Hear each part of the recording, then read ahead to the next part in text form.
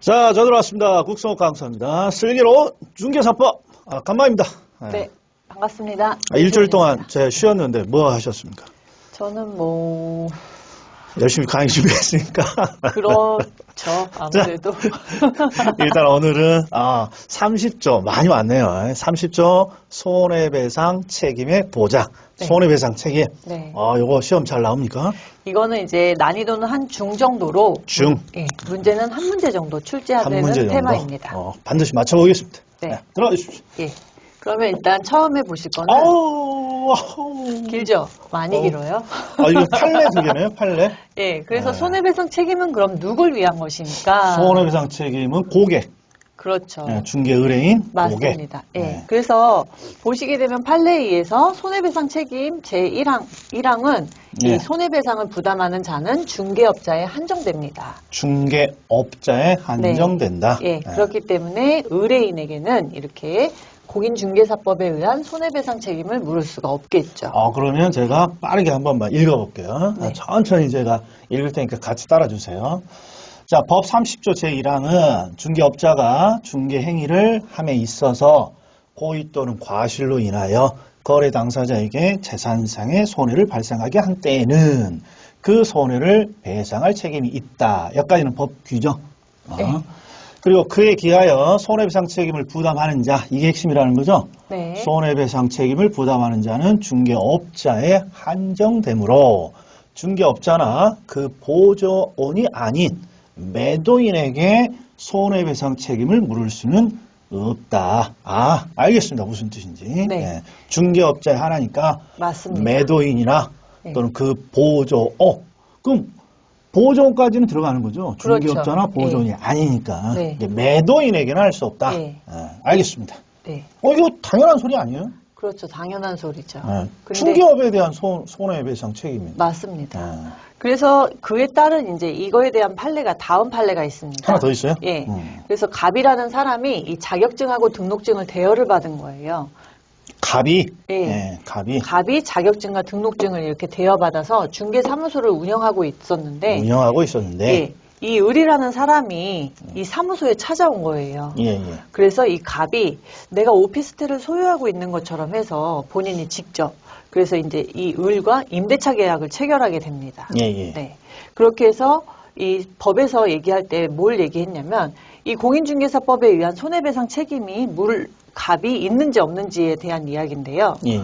이 직접거래 당사자로서 임대차 계약을 체결한 것이고 그렇게 되면 이 갑의 행위를 사회통념상 중개행위로 해당한다고 볼 수 없다라는 판례예요. 그럼 손해배상 책임은 없다는 거예요? 그렇죠. 그럼 다른 걸로 책임을 물어야 된다? 그렇죠. 그래서 이 공인중개사법에 의해서는 이 자격증과 등록증을 대여받아서 한 갑은 공인중개사법에 의한 이 손해배상 책임이 아닌 이 개인 간의 중개 행위가 아니니까 개인 간에 이렇게 민법상으로 해서 손해배상 책임을 져야 된다. 일단 핵심은 중개업자가 아니다. 네. 중개업자다. 네. 중개업자다. 예. 그리고 중개업에 대한 손해배상 책임이다. 예. 그래서 보통 이 손해배상 책임 같은 경우에는 이 협회에서 협회가 공제를 많이 들잖아요, 여러분들이. 그러면 이 공제에서 이거에 대해서는 우리가 배상 책임이 없지 않냐, 이제 이런 걸로 다툼이 많이 벌어집니다. 공제, 그 협회 공제 그 담당하는 협회에서 자기들이 돈을 손해배상 내냐고 하니까 그러다가 나온 판례들이다. 네네. 알겠습니다. 그래서 다음 보시게 되면 그러면 중개 행위는 그럼 어떤 거를 할 때 이 손해배상 책임에 대해서 보장을 해줘야 되냐 하게 되면 이 1항입니다. 이것도 뭐가 많네. 판례가 되게 많아요, 여기는.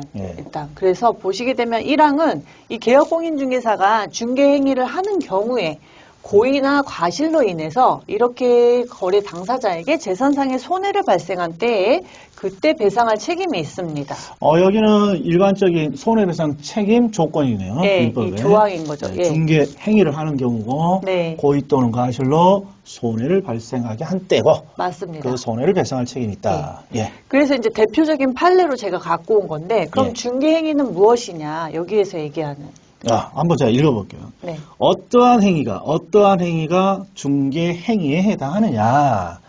자, 개업공인중개사의 주관적 의사가 아니라 개업 공인중개사의 행위를 객관적으로 보아 사회 통념상 거래 알선 중개를 위한 행위라고 인정되는지 여부에 의해서 결정되어야 한다. 객관적 사회 통념상 거래 중개, 중개업이라고 인정되는 행위에 의해서 결정되어야 한다. 여기 뭐 말은 어렵습니다만 이해는 됩니다. 네, 맞습니다. 그래서 이제 저희가 공인중개사법을 하는데 이 중개행위는 공인중개사법에 여기에서 이렇게 열거되어 있는 게 없어요, 사실. 네, 그렇죠. 네, 그렇기 때문에 이렇게 판례에 의해서 이걸 포괄적으로 이렇게 갖다 쓰는데 그런 경우에는 객관적으로 봤을 때 이렇게 사회 통념상 알선 중개라고 인정되는지 여부에 의해서 결정한다라는 이야기입니다. 그 다음에 조금만 올려볼까요? 네.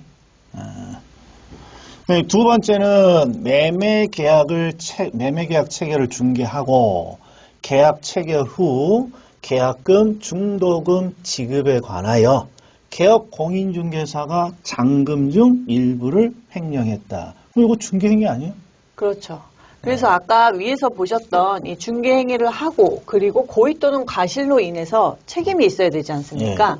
이거는 이제 고의에 대한 판례입니다. 아, 고의? 예, 그래서 대표적인 판례로 이 개업공인중개사가 본인이 계약 체결 후에 이 잔금 중 일부를 가지고 횡령한 거예요. 아, 이거 가끔씩 있습니다, 이거 의외로. 의외로 제가 주변에서 좀 봅니다. 그러셨구나. 이게 중개업을 하시는 분이 아니라 중개업과 계약을 체결한 고객들이 갑자기 잔금을 안 줘. 이런 거 그렇죠. 가끔씩 있습니다. 예, 그렇습니다. 그래서 이런 경우에는 이 개업공인중개사가 고의로 인해서 이 중개 의뢰인에게 거래 당사자에게 손해를 발생하게 한 때이기 때문에 당연히 손해배상 책임이 있는 거죠. 일단 사례를 좀 기억해 둬야 되는 거죠? 그렇죠. 그래서 천천히 하시는구나. 네. 여기는 한 번 더 읽어볼게요. 임대차 계약을 알선한 개업 공인중개사. 임대차 계약 알선했으니까 중개업을 하고 있네요. 계약 체결 후에도 보증금의 지급, 목적물 인도, 확정일자 취득 등 거래 당사자의 계약상 의무의 실현에 관여함으로써 계약상 의무가 원만하게 이행되도록 추선할 것이 예상되어 있는 때에는 객관적으로 보아 사회 통념상 거래의 알선 중개를 위한 행위로서 중개 행위의 범위에 포함된다. 그러니까 보증금의 지급, 목적물의 인도, 확정일자 취득 이런 것까지 뭔가 중개업에 포함되니까 그렇죠. 이런 사항에 대해서 뭔가 일이 터지더라도 손해배상 책임에 해당한다. 맞습니다. 그래서 중개행위 범주에 이렇게 계약 체결했다고 해서 중개가 끝난 게 아니고 체결한 후에도 이런 거 체크를 해줘야 된다. 그런 게 이런 중개행위의 범주에 포함이 된다라는 이야기죠. 일단 들어놓습니다. 네. 그래서 이런 거를 체크를 안 해주게 되면 이제 과실이 생길 수도 있는 거죠. 그러면 또 그때 손해배상 책임에 대한 중개 배상 책임이 또 있는 겁니다. 그래서 이렇게 첫 번째 1항을 보셨고 2항 같은 경우에는 중개사무소 장소를 제공함으로써도 또 마찬가지 이 손해배상 책임이 따릅니다. 자, 한번 더 읽어보겠습니다. 네. 자, 2항 개업공인중개사는 자기의 중개사무소를 다른 사람의 중개행위의 장소로 제공함으로써 거래 당사자에게 재산상의 손해를 발생했다면 그 손해도 배상할 책임입니다. 이건 어떤 경우를 말하는 거죠? 그래서 이제 대표적인 판례로는 이 첫 번째인데요. 이 갑이라는 사람이 자신의 사무소를 이 중개행위의 장소로 이 을에게 제공을 하였습니다. 을은 누구예요? 그래서 을은 중개업자예요? 중개업자일 수도 있고 중개업자가 될 수도 있고 그렇지 않은 분이 될 수도 있습니다. 아무튼 자신의 장소를 제공한 거죠. 사무실에서 계약서를 썼다. 뭐 이런 식으로. 그래서 이 을이 임대차 계약을 이제 중개를 한 거예요. 그런 다음에 그 종전 임차인에게 임차 보증금 반환금을 전달하여 달라는 부탁을 받아서 이 돈을 수령했는데 이 돈을 가지고 이제 도망을 가신 분인 거죠. 횡령했다. 그래도 장소를 제공한 갑이 손해배상 책임이 있다. 맞습니다. 그래서 장소 제공을 함부로 하셔도 안 되고요. 그리고 이제 그 아래쪽에 보시게 되면 장소 그 자체도 공인중개업의 중요한 요소라고 보네요. 그렇죠. 판례는. 네. 그리고 이제 요거 같은 이 판례 같은 경우에는 이 부동산 중개업자가 자신이 전세 계약을 체결하지 않았음에도 불구하고 이 당사자가 아닌 자에게 전세 계약서랑 이 중개 대상물 확인 설명서 등을 교부해 주었습니다. 근데 이렇게 교부해 주었더니 그 사람이 이제 그거를 가지고 제3자가 그 전세 계약서에 대해서 중개업자를 통해서 그 내용과 같은 전세 계약이 체결되었음을 증명하는 것으로 인식을 하고 이 대부업자가 이 사람한테 이제 돈을 대여해 준 거죠. 딱 그럼 한 번 더 읽어볼게요. 부동산 중개업자가 자신의 중개로 전세 계약이 체결되지 않았음에도 실제 계약 당사자가 아닌 자에게 전세 계약서와 중개 대상물 확인 설명서 등을 작성 교부해 줌으로써 이를 담보로 제공받아 금전을 대여한 대부업자 대여금을 회수하지 못하는 손해를 입은 사안에서 그러니까 대부업자가 뭔가 손해배상을 요구했나 보네. 맞습니다. 네. 중개업자로서는 일반 제3자가 그 전세계약서에 대하여 중개업자를 통해 그 내용과 같은 전세계약이 체결되었음을 증명하는 것으로 인식하고 이를 전제로 전세계약을 담보로 제공하여 금전을 차용하는 등의 거래관계에 들어갈 것임을 인식할 수 있었다고 보아 중개업자 주의 의무 위반에 따른 손해배상 책임을 인정한다. 그러니까 지금 장소를 제공한 행위 이것도 중개업에 해당한다는 거고 맞습니다. 장소가 아니더라도 뭔가 이런 중개대상물의 확인 설명서 네. 이런 것들을 작성해줘도 네. 중개업의 손해배상 책임에 해당한다. 그렇죠. 이해됐습니다. 예, 그렇기 때문에 장소를 제공해 주어도 안 되고 함부로 네. 그리고 이렇게 자기가 중개한 게 아닌데도 불구하고 실무에서는 대필이라고 얘기를 많이 하죠. 이렇게 뭐 돈을 받거나 서비스 목적으로 해서 해주기도 하는데 이렇게 잘못하게 되면 이렇게 손해배상 책임이 있다. 예, 있을 수 있습니다. 모르고 지나가면 모르는데 일 터지면 그렇죠. 이런 고스란히 게 다 예. 꼬투리가 된다. 네. 알겠습니다. 그래서 저희가 이제 손해배상 책임을 하는 이유는 이 중개 의뢰인을 보호하기 위한 목적이지 않습니까? 예. 그러면 이렇게 손해배상 업무 보증을 이제 저희가 설정을 해야 됩니다. 예. 그래서 그 종류는 이제 첫 번째 보시게 되면 보증보험, 네. 보증보험, 공제, 네. 공제, 공타. 그렇죠. 저는 이게 제일 익숙하네요. 예, 그래서 공제. 보통 이제 중개사분들은 공제에 많이 이제 가입을 하시긴 하는데 공탁을 거시는 경우도 있는데 이 법원에 공탁을 건 경우에는 3년 이내에는 회수를 할 수가 없습니다. 네. 그리고 이제 요번에 이제 개정 사항이죠. 그래서 보시게 되면 개정됐어요? 예. 그래서 보시면 법인 4억 이상 그리고 분사무소마다 2억 원씩 추가로 설정해야 되고요. 개업공인중개사는 2억 원 이상 그리고 다른 법률에 따른 그 지역 농협협동조합이나 산림협동조합 특수본이 간만에 들어오네요. 예. 그래서 요런 데는 2천만 원 이상 이렇게 업무 보증 설정을 하셔야 됩니다. 저 궁금해서요. 저는 일반인이라. 우리가 저기 업무 보증 금액이고, 네. 요거 가입하면 네. 얼마씩 내는 겁니까? 매달 내는 겁니까? 그렇지 않으면? 1년에 한 번이에요. 1년에 한 예. 번? 그래서 이제 1년에 한 번 몇십만 원. 1년에 한 번 몇십만 원 되면 네. 이렇게 보증 금액을 예. 보장을 해준다. 맞습니다. 근데 이거는 최소 금액, 최소 단위를 이야기하는 거예요. 그러네요. 이상이네요. 예. 이상. 그렇기 때문에 위로는 정해진 금액은 없어요. 그러니까 마음껏 내셔도 돼요. 네, 그럼 10만 원, 10몇만 원 내고 이렇게 아무튼 이론적으로는 이거 이상 네. 받을 수 있다. 그렇죠. 네. 제가 봤을 때 잘은 안 될 것 같습니다. 10만 원 내고. 그렇죠. 엄청 까다로울 것 같아요. 요번에는 돈이 좀 더 올랐어요. 왜냐면 이게 네. 다 배로 올랐으니까. 배로 지금. 예, 왜냐면 작년 개정에서, 이제 요번 연도에 개정해서 이렇게 간 거기 때문에 제가 작년 기준으로 한 2, 30만 원 됐던 것 같아요. 기억상 그랬던 것 같은데. 자, 그럼 이런 것도 암기해야 됩니까? 이거는 그냥 뭐, 굳이 4억, 예, 2억, 상위 뭐 2천만 원 이상. 네. 뭐 요거야 뭐. 요거가 이제 제일 포인트죠. 다 억 단위인데 이제 네. 특수법인만 공 하나 빼줬으니까. 이 사람들 참. 예. 그래서 이렇게 업무 보증을 하고 금액에 대해서 하게 되면 저희가 이제 설정을 하셔야 되는데 예. 그 시기가 네. 보시면 중개사무소를 개설 등록을 하고 예. 이렇게 올려보겠습니다. 네. 네. 중개사무소를 개설 등록을 하고 그 다음에 이 업무를 시작하기 전에 이 업무 보증 설정을 조치하셔야 됩니다. 아, 그래야죠. 네. 등록하고 네. 업무하기 전에 네. 업무하기 전에 네. 조치 취해야 되고 맞습니다. 설정해야 되고. 예. 그래서 뭐인데 이게? 근데 상등치. 만약에 이 업무 보증 설정을 하지 않은 상태에서 업무를 하게 되면 상대적 등록 취소 사유가 됩니다. 이게 상등치입니다. 맞습니다. 상대적 예. 등록 취소. 이게 등록 취소 사유다. 네. 예. 그리고 이렇게 저희가 이제 뭐 보험이나 보증보험이나 혹은 공제에 가입을 했는데 이렇게 변경을 할 수도 있지 않습니까? 예. 보증의 종류에 대해서 변경을 하게 된다면 그때는 이미 설정한 보증의 효력이 있는 기간 중에 이렇게 바꾸셔야 돼요. 예.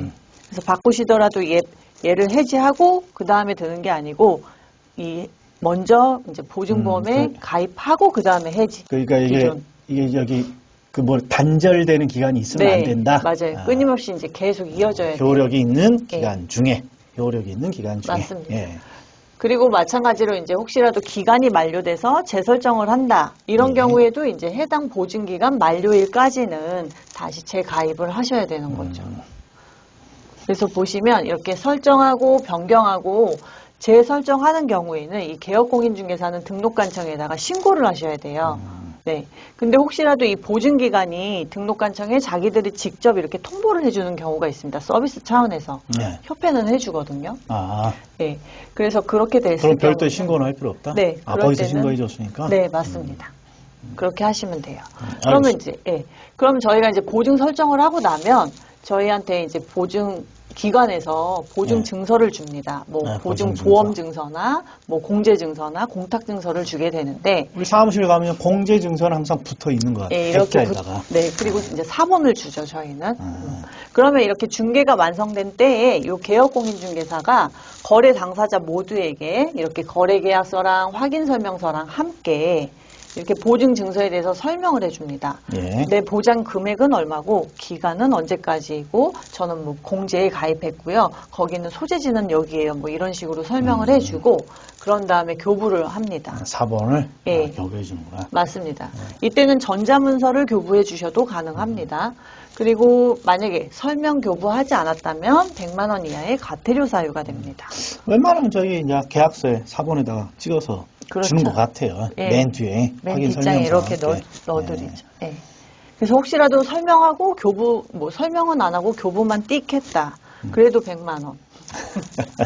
그리고 설명은 했는데 교부 안 했다. 그래서 100만 원. 네. 아무튼 설명 및 왠지 저거 시험에 나오나 보네. 설명 및 교부. 중개사법이 약간 이렇게 말장난을 많이 쳐서 네, 항상 그럼 저희가 이렇게 공제 증서를 받고 여러 가지를 다 했어도 혹시라도 이제 중개 사고가 발생하는 경우가 있지 않습니까? 그렇게 되면 이 중개 의뢰인은 그 개업공인중개사와 중개 의뢰인 서로 간에 이렇게 손해배상 합의서를 작성했거나 아니면 화해조서 또는 뭐 법원의 판결문이나 그에 준하는 효력 있는 서류를 이렇게 가지고 보증기관에 가서 이제 배상 청구를 하겠죠. 그러니까 중개 의뢰인이자 보장을 좀 받으려면 네. 뭐 합의를 했다 그러면 합의서, 네. 그다음에 화해했다 그러면 화해조서, 그다음에 법원으로 소송해서 판결문 나와 있고 이에 준하는 효력이 있는 어떤 근거를 가지고 보장해 주세요라고 네. 지금 보증기관에 신청한다는 거죠. 네. 네. 그래서 배상 청구를 하게 되면 이때 이 보증기관은 이 개업공인중개사가 예를 들어 이제 개업공인중개사 2억 원 보통 많이 하지 않습니까? 예. 그럼 2억 원을 보증 설정을 했다. 그러면 이제 2억 원에 대해서만 이렇게 책임을 지게 됩니다. 보증한다. 네. 근데 만약에 이제 5억 원짜리 사고가 터졌어요. 네. 그 2억 원 받았는데 3억 원은 어떻게 해요? 어쩔 거예요. 자기 개인 돈 넣어야 되는 거 아니에요? 그렇죠. 어. 그래서 공인중개사한테 또 따로 나머지 차익은 별도 청구하셔야 돼요. 그럼 이거 금액 그 이상 내가 설정할 수 있어요? 그렇죠. 이상에 대한 한도는 없어요. 이하는 이제 그거 이하까지는 안 된다. 우리 이렇게 자동차 보험처럼 네. 그 이상 내가 설정을 할 수는 있는데 네. 최소는 그거다는 거죠? 네, 맞습니다. 웬만하면 요새 부동산 사고가 나면 대형 사고인데 2억 갖고 되겠어요? 그렇죠. 그래도 그나마 이게 작년보다는 오른 거니까. 뭐 1년에 한 번 지금 네. 설정을 하려는 사람은 중개업자는 1년에 한 번 뭐 비용 낸다는데. 그렇죠.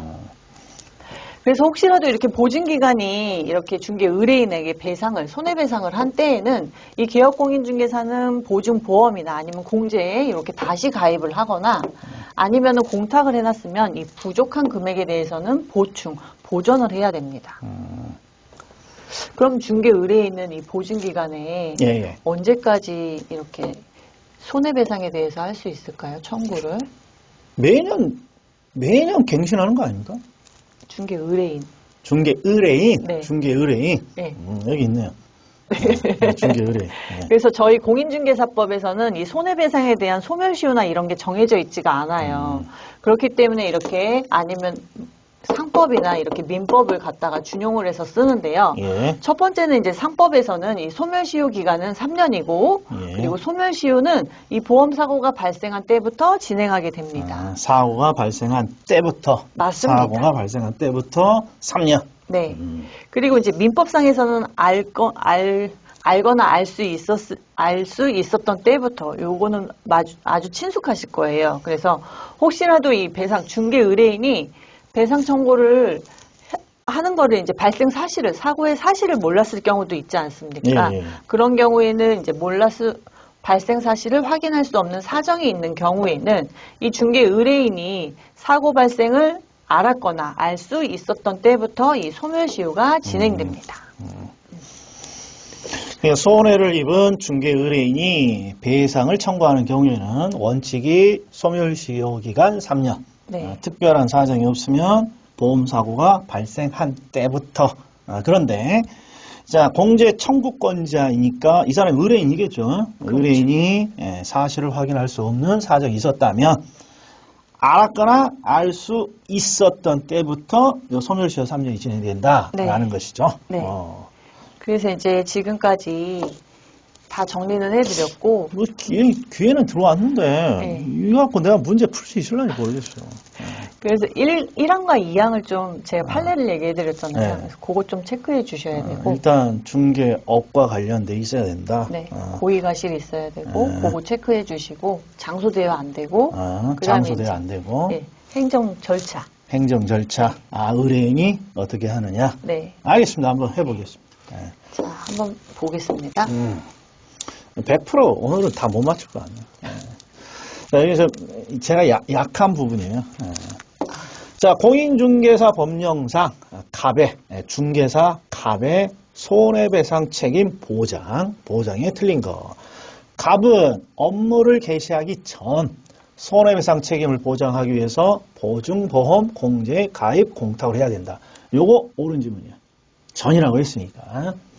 자, 갑이 설정한 보증을 다른 보증으로 변경하려는 경우 그러면 이거 단절이 있으면 안 되는 거니까 이미 설정한 보증에 효력이 있는 기간 중에 다른 보증을 설정해야 된다. 이것도 상식적으로 맞을 거. 갑이 보증보험 공제에 가입한 경우 보증기간의 만료로 다시 보증을 설정하려면 그 보증기간 만료일까지 다시 보증을 설정해야 된다. 이것도 간극이 없으면 되는 거니까 만료라고 나왔으니까 만료일까지. 이것도 왠지 맞을 것 같고요. 갑이 손해배상 책임을 보장하기 위한 조치를 이행하지 아니하고 업무를 개시했습니다. 그러면 상등취, 등록 취소, 등록 취소. 그다음에 갑이 공제금으로 손해배상을 한 때에는 30일 이내에 공제에 다시 가입을 해야 된다. 이건 안 한 것 같은데. 며칠 이내에 손해배상을 한 때에는 30, 이거밖에 없네. 안 한 게 이거밖에 없으니까 그냥 이거 찍으랍니다. 네. 맞았습니까? 네, 맞았습니다. 맞았어요? 네.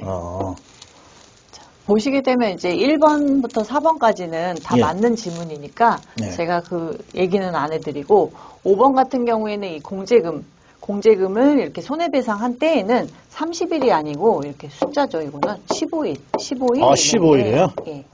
15일 내에 이거 분명히 안 한 거죠? 제가 기억 못 하는 게 아니라. 제가 안 했나요?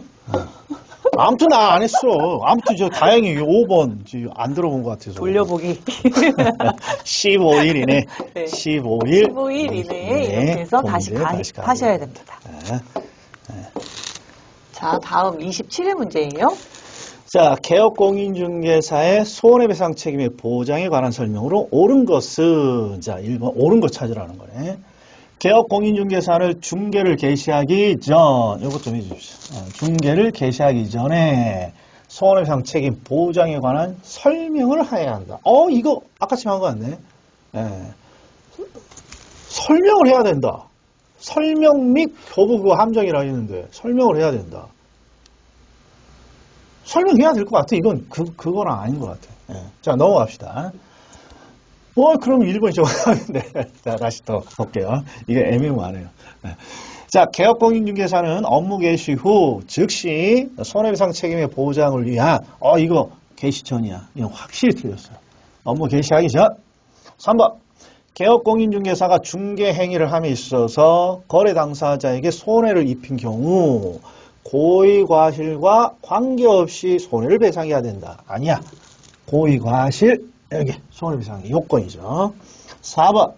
공인중개사가 폐업을 한 경우에 폐업을 한 날로부터 5년 이내에는 손해배상 책임의 보장을 위하여 공탁한 공탁금을 회수할 수 없다. 이거 아까 치면 3년이라고 한 것 같은데.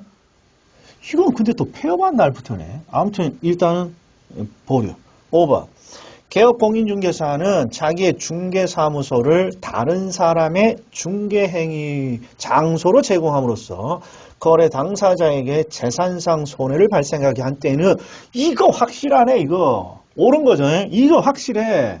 장소를 제공한 것도 중개업에 포함되니까 손해를 배상할 책임이 있다. 와, 이거 계속 5번 딱 하나 알겠네. 그렇죠. 네, 잘하셨어요. 이거 설명 좀 해주십시오. 네. 모르겠습니다. 그래서 보시게 되면 이제 27회 문제 1번 같은 경우에는 중개를 개시하기 전이 아니고 이 중개가 완성된 때 그때 손해배상 책임의 보장에 관한 설명을 하셔야 되죠. 거래계약서랑 확인설명서랑 이렇게 그게 같이 주면 개시가 아니라 중개가 완료된 때. 예. 그러네. 그렇습니다. 완료된 때. 네. 이거 그리고 완료된 때. 예. 이해했습니다. 그리고 2번 같은 경우에는 업무 개시 전에 손해배상 책임의 보장을 위해서 가입을 해야 되죠. 이제 확실히 들어오네요. 네. 개시하기 전에 가입을 해야 되고, 네. 그 다음에 중개가 완료된 때에 네. 손해배상 책임 이런 걸 할 수 있다라는 네. 걸 설명 및 교부해줘야 되고, 네. 오케이요. 그리고 3번 같은 경우에는 고의과실과 관계없이가 아니고 고의과실에 의해서 이렇게. 이건 확실하고요. 네. 그리고 4번 같은 경우에는 폐업한 후 3년이에요. 여기는 개업공인중개사가 사망을 하거나 아니면 폐업을 하게 되면 사망? 예, 사망. 사망이나 폐업하는 경우에 이렇게 해서 3년 이내에는 공탁금을 회수할 수가 없습니다. 이건 아무튼 본 것 같아요. 네. 그리고 5번 같은 경우에는 2항에 있는 그 지문이 통째로 잘 나와요. 판례에 있는 그 지문 그대로 나왔네요. 네. 그래서 이거는 법조문이에요. 법조문이에요? 네. 그래서 죄송합니다. 아는 척해서. 아니요. 그래서 2항 같은 경우에는 2항이 이제 이대로 통째로 나오거든요. 그렇기 때문에 중개 장소를 제공함으로써 그러면은 손해배상 책임이 있다라는 얘기죠. 웃긴 게 이거 참 자신이 없는데 의외로 지금 두 문제 다 한 문제 더 있습니까? 네, 라스트 한 문제. 자, 100% 이번에는 자신이 없는 거에 오히려 더 점수가 높네. 자, 이거 100% 맞춰볼 테니까. 네, 32회네. 네. 손해배상 책임의 보장, 틀린 거. 자, 1. 개업공인중개사는 중개가 완성된, 이제 눈에 보이네. 완성된, 이거 좀 눌러주십시오. 완성된 때 손해배상 책임의 보장 기간을 설명해야 된다. 설명 및 교부야. 틀렸어. 1번인데 이것도 애매모하네. 저희가 설명 및 교부가 돼야 될지 설명해야 된다. 설명해야 되는 거 맞는데. 자, 2번.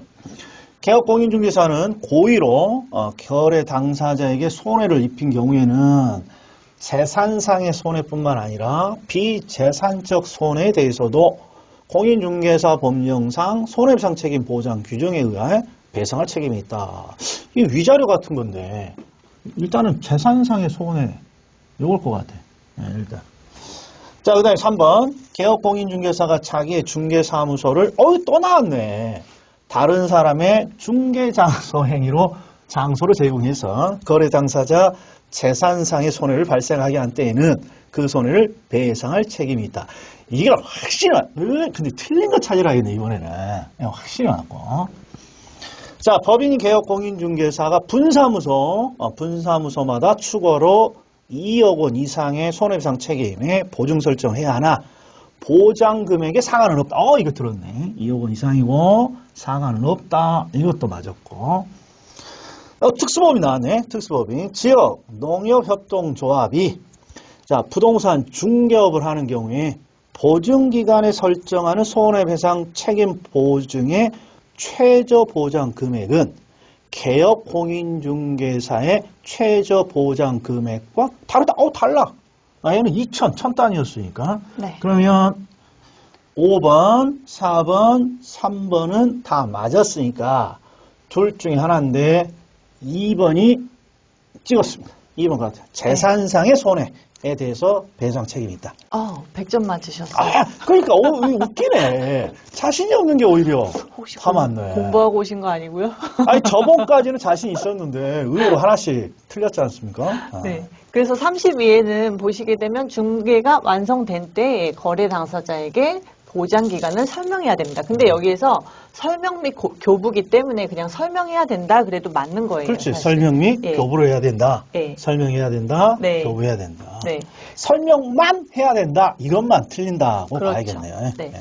그리고 2번은 틀린 게 재산상의 손해는 당연히 해줘야 되는 게 맞아요. 법조문에도 재산상의 손해가 나와 있는데 이 비재산적 손해 같은 경우에는 대표적으로 이제 정신적 손해가 이렇게 포함이 되지 않습니까? 예. 근데 이런 경우에는 이제 공인중개사법에 의한 게 아니고 이거는 이제 민법이나 이런 걸로 해서 네, 다시 아무튼 청구를 해야 되겠죠. 여기서 말하는 손해배상은 전제가 중개사 법상이니까 네. 중개사 법상은 재산상의 손해. 그래서 이게 헷갈렸어요. 맞아요. 법령상의 손해배상 책임이니까 네. 재산상의 손해. 위자료 같은 비재산적 손해는 민법상의 손해배상을 따라가야 된다. 네. 이해됐습니다. 확실히 그럼. 네. 그리고 뭐 3번은 한 번 더 얘기하자면 이 3번은 진짜 지문이 단골 지문이에요. 진짜 잘 그렇죠. 나오네요. 예. 그래서 장소 제공하면 절대 안 되죠. 예. 그리고 분사무소마다 추가로 2억 원. 이거는 이제 개정이 됐기 때문에 2억 원. 그리고 그래서 수정이군요. 네. 그래서 혹시라도 분사무소에서 중개 사고가 났습니다. 그럼 예. 책임자한테 손해배상 청구하면 될까요? 이게 골치 아프네. 당연히 법인한테 해야죠. 그렇죠. 그래서 법인인 개업공인중개사한테 이렇게 손해배상이 됩니다. 지금 법인은 기본 4억 이상, 그렇죠. 그리고 분사무소마다 2억 원 이상씩. 네. 법인은 뭔가 많이 부담해야 되는군요. 예. 그래서 혹시라도 법인에서 문제가 나오게 될 수도 있기는 하지만 예. 이제 분사무소는 책임자잖아요. 예. 그리고 법인은 개업공인중개사. 예. 그렇기 때문에 분사무소에서 중개 사고가 났다. 그러면 법인인 개업공인중개사에게 손해배상을 청구. 분사무소의 책임자가 아니라 네. 법인의 대가리로. 네. 그리고 이제 요거는 뭐 특수법인은 특수법인. 네. 그냥 저희 중개업 하는 분들하고는 이 동그라미 하나가 차이가 있죠. 동그라미 하나가 확실히 차이 있네요. 네. 2천, 저기는 2억 이상이니까. 네. 최소가. 네. 예. 축하드립니다. 100점.